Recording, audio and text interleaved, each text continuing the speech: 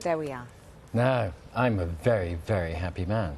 I've got 2 plates of cookies because there are... I thought you were going to say because Nigella's sitting next to you. Well, because I'm sat between 2 beauties. Thank you. Full marks for that one. Morning, Nigella. Good morning. But I have 1 plate of cookies, right, and then I have a tray of cookies from the same recipe from the mistress herself. They do look good, don't they? They do look lovely. Yes. We should just, well, it's not very fair, but hey, she did bring them in. It's not fair because I didn't make them for telly, I keep saying. Where do you... I'm not saying that Sean went wrong. They're not wrong, yeah, and in fact, they look rather wrong. cute, but she did confess to me she didn't actually follow the recipe. To the letter. To the letter. So instead of putting cocoa, so cocoa makes those go dark. Yes. Yeah. And that's drinking chocolate. But it's very high quality drinking chocolate. But it's got milk and sugar in it, so it is different. Drinking chocolate I've used what... cocoa. Well, you know... Yes. I know. You use what you've got in your cupboard. Use what you've got, but they taste good, so that's what matters. They do, well, you don't know, Nigella. I do know, because because Jimmy was just teasing you earlier. He was teasing me about it. And what did he say when he got back into the green room? Delicious. They are disgusting, he said. No, he didn't say that at all. I will, but... Sean, I enjoyed yours, but I have to say... No, when did you make yours? Last night. Did you? OK, I made mine Saturday night. So also, full marks to you, Nigella, for actually bringing something well in. Done. This is marvellous. Yeah, actually, we had the hairy bikers in. They hairy brought bikers nothing. last week brought nothing. Okay. All right, we'll speak to you more in a moment. Oh, they're good. Have a last quick look. They're so much better. At what's happening where you are, and then we'll they are. finish eating. Thank you. Fair dues. Fair dues. These are great.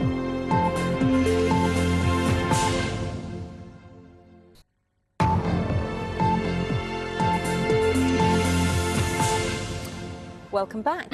If the thought of cooking up a Christmas feast brings you out in a bit of a cold sweat, you'd be glad to hear we have some expert advice for you about how to keep cool in the kitchen this year. Nigella Lawson is back with some timely tips in a new series for BBC Two. She's here to share some of those with us. Morning again. Morning. First, here she is, tempting us with a butterscotch sauce for the aptly named Girdle Buster pie. Absolutely. Lovely stuff. It's not only is your food delicious, but it's one of your secrets is all in the adjectives and the adverbs. Gloopily, plumptious.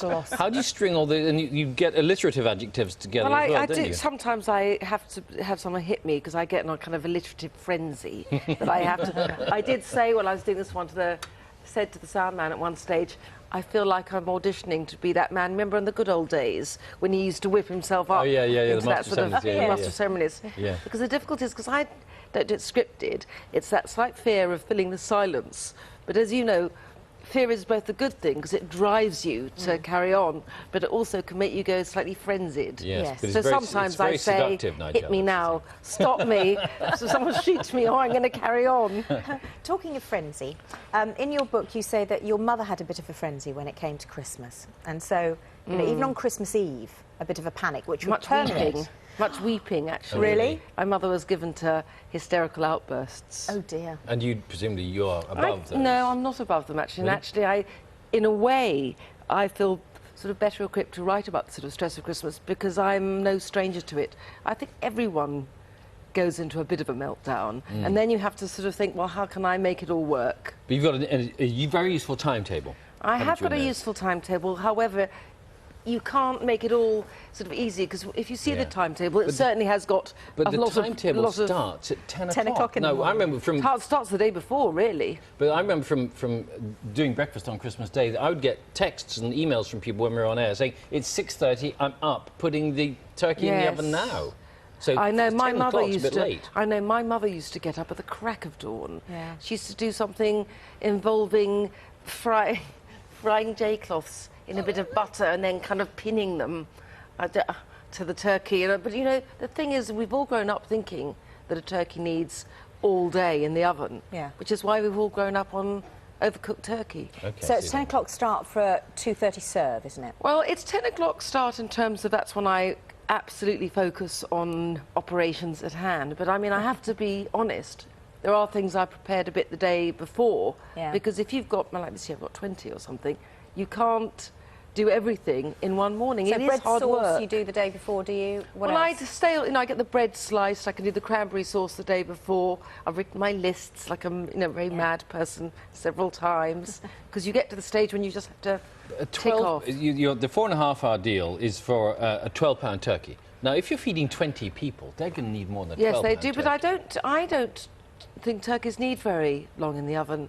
I mean, I know every year people say I'm going to kill off the entire nation because I don't cook my turkey long enough. Well, touch wood, haven't done anything like that yet, but I put it in at room temperature. You see, I think people, if you have a really cold turkey, it takes about 2 hours get it out the night before. room temperature. Well, I have mine in my tub, my tub of brine for 2 days. Right. That's what and keep the cat you off have a it, double won't oven it, as well, don't you? And that's yes, helpful. a double oven really helps. However, if you don't have a double oven, I think what you've got to remember is 2 things have to be piping hot. Gravy and roast potatoes. Everything else doesn't have to be piping hot. So if you take the turkey out of the oven, tent it in foil, keep it somewhere out of a draft, put the oven really hot for your potatoes, it can stand for an hour while the potatoes get crisp. And the difficulty is we're so governed now by what you should and shouldn't do, and everything is so scientific. But that's what people did in the old days. What's the brine? They always did that, to let the turkey stand for an hour. What's the brine do for the turkey? It keeps it very, very moist, and you never get that sort of very dried out stringiness. Plus, it makes it easier to carve. And I am a very bad carver, but it somehow makes you can do nice wafer-thin slices. Which bit of this whole process does your husband, who just likes eggs by the sounds of it, actually contribute to? He likes vegetables now. Oh, does he? Eggs and vegetables?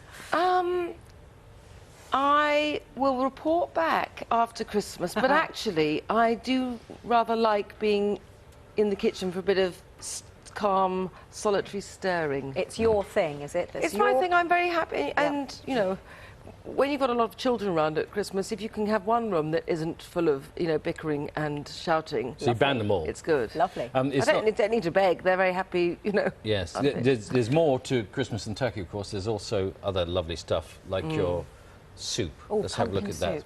There we go. See, Sian will tell you that I don't cook, but watching your programme, I thought, oh, do you know, I could try that. You see, that's very easy. So I don't even peel any of the That's sauce what I or like. anything. That's all blitzing. I just, you know, I just chop it up, put it in the oven, and then put it in a blender afterwards. Right, that's the answer. I could manage that. Yeah, I think you probably could. Okay. Okay. Don't hold your breath. You can bring in some soup tomorrow.